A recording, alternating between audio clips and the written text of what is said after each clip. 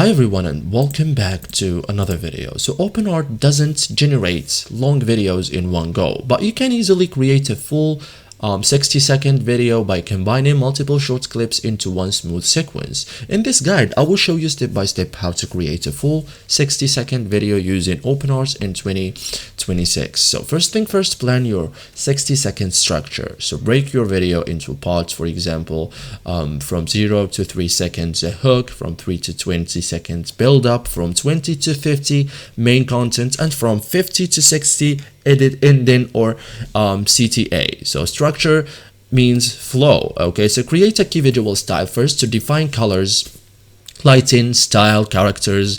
Generate one strong reference image so it keeps everything consistent.